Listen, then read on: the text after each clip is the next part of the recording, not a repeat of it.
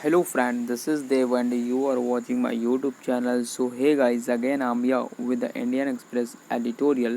So चलिए दोस्तों एक बार फिर से हम सभी मिल के यहाँ पे द इंडियन एक्सप्रेस के एडिटोरियल को समझने की कोशिश करते हैं और बनाते हैं एडिटोरियल को आसान। तो चलिए फिर वीडियो को शुरू करेंगे और हमेशा की तरह मैं आपको यहाँ पे बता दूँ कि यहाँ पे जो आपको एडिटोरियल प्रोवाइड किया जाएगा वो बाइलिंगुअल रहेगा। आप एक बार इसको हिंदी वर्जन में देख पाएंगे और वहीं साथ ही साथ आप इसको इंग्लिश वर्जन में भी चीज़ों को देख पाएंगे। तो फिर आइए वीडियो को शुरू करते हैं। उससे पहले हमेशा की तरह एक छोटी सी रिक्वेस्ट है दोस्तों, अगर वीडियो और कंटेंट आपको पसंद आ रहे हैं तो वीडियो को लाइक शेयर करिए, साथ ही साथ चैनल को सब्सक्राइब कर बेल आइकन प्रेस को ऑन कर लीजिए। देखिए ये बोलना पड़ता है कई बार, क्योंकि जब आप चीज़ों को पसंद करते हैं तो कई बार लगता है कि चलो ठीक है सीरीज़ को आगे बढ़ाना चाहिए, और इससे हमें फीडबैक भी मिलता है कि आप चीज़ों को पसंद कर रहे हैं या नहीं कर रहे हैं। तो इसलिए आपकी मर्ज़ी, कोई फोर्स की बात नहीं है अगर आप चीज़ों को चाहते हैं।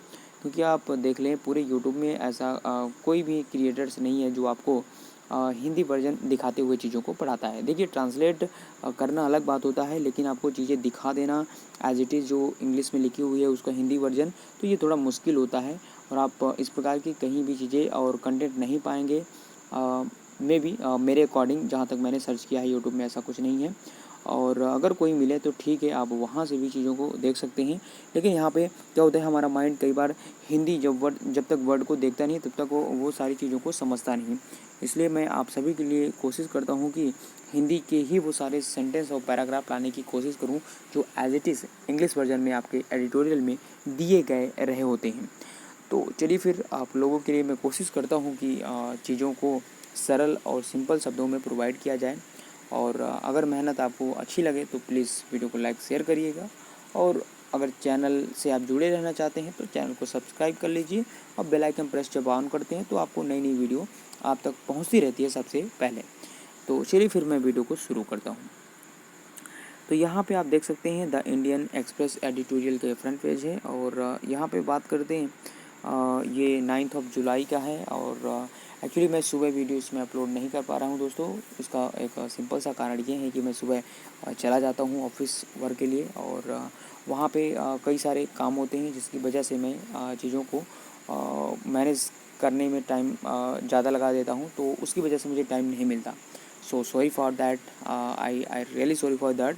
बट फिर भी मैं कोशिश करता हूँ कि दिन भर में आपको कभी न कभी एक बार वीडियो में प्रोवाइड ज़रूर कर दूंगा उस पार्टिकुलर डे का editorial.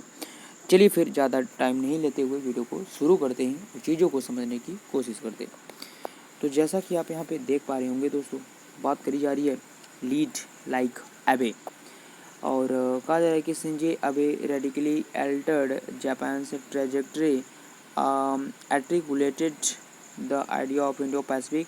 He had a special affinity for India.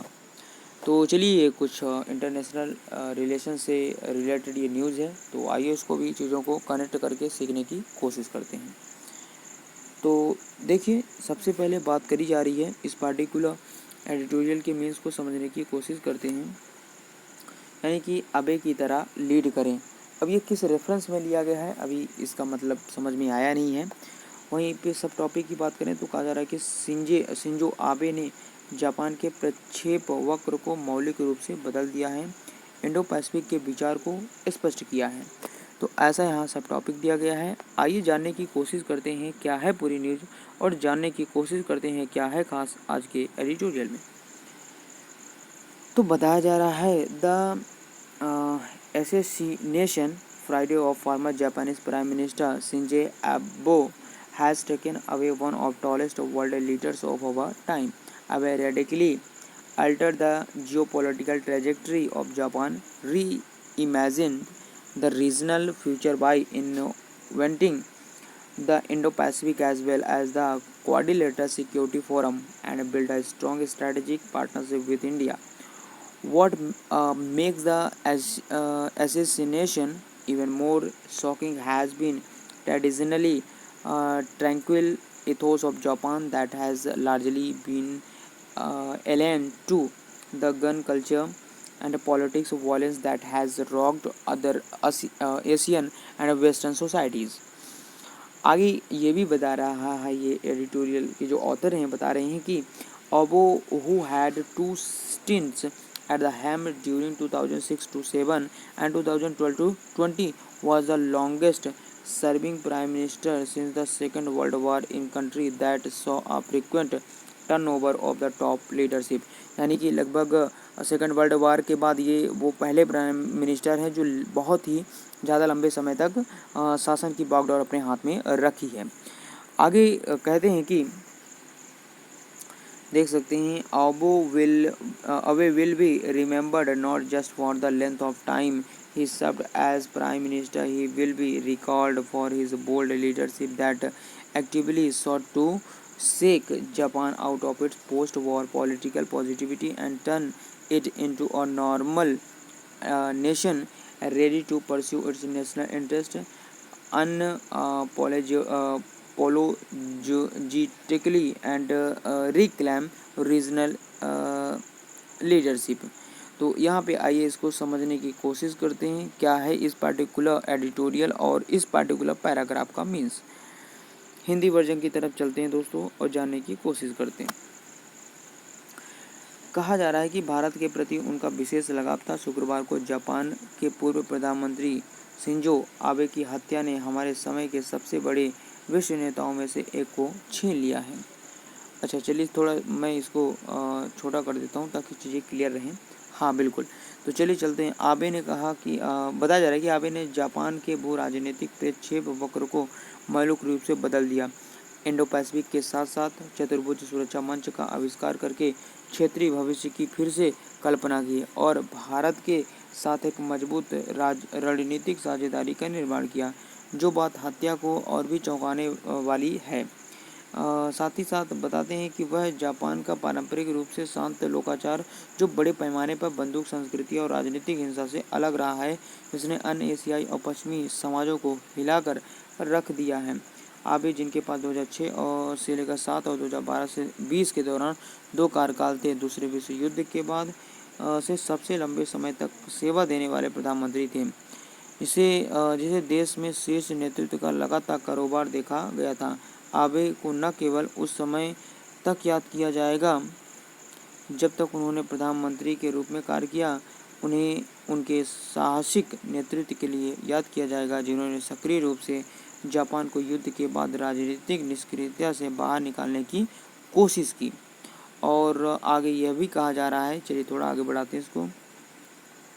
आगे यह भी कहा जा रहा है कि उन्होंने प्रधानमंत्री के रूप में कार्य किया, उन्हें उनके साहसिक नेतृत्व के लिए याद किया जाएगा जिन्होंने सक्रिय रूप से जापान को युद्ध के बाद राजनीतिक निष्क्रियता से बाहर निकालने की कोशिश की।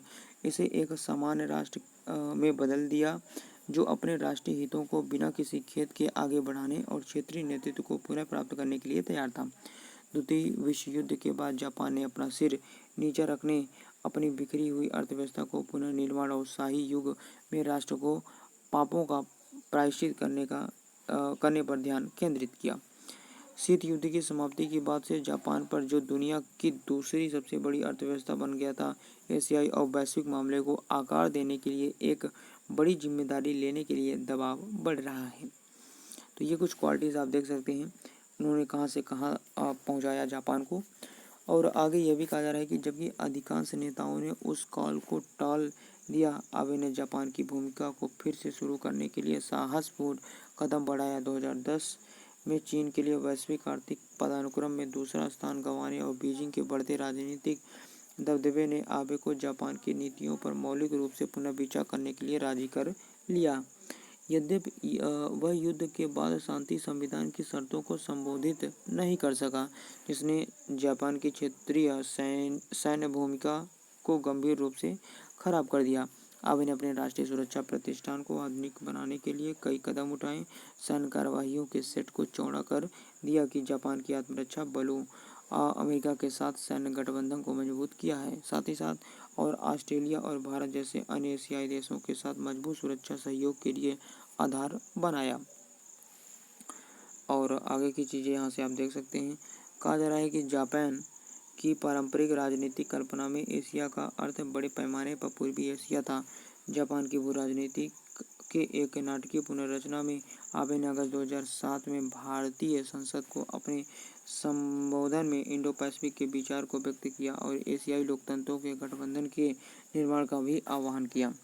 जब वह 2012 में सत्ता में लौटे तो आबे ने अमेरिका और भारत और इस क्षेत्र के अन्य लोगों को इंडो पैसिफिक निर्माण को अपनाने और क्षेत्रीय शांति सुरक्षा को बढ़ावा देने के लिए क्वाड को वाहन के रूप में विकसित करने का बीड़ा उठाया था। आबे को अपने नाना नोबुशिको किशी से भारत के लिए एक विशेष आत्मीयता विरासत में मिली, जिन्होंने 1957 से 60 के दौरान जापान के प्रधानमंत्री के रूप में कार्य किया।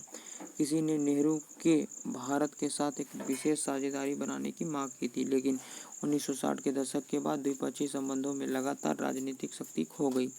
आबे ने दक्षिण चीन सागर से स्वेज और अफ्रीका के पूर्वी तट तक फैले विशाल भारत प्रशांत क्षेत्र में साझा नेतृत्व के लिए एक दृष्टि विकसित करने के लिए जापान और भारत के संबंधों को एक संकीर्ण वित्तीय सहायता प्रतिमान से दूर ले जाया।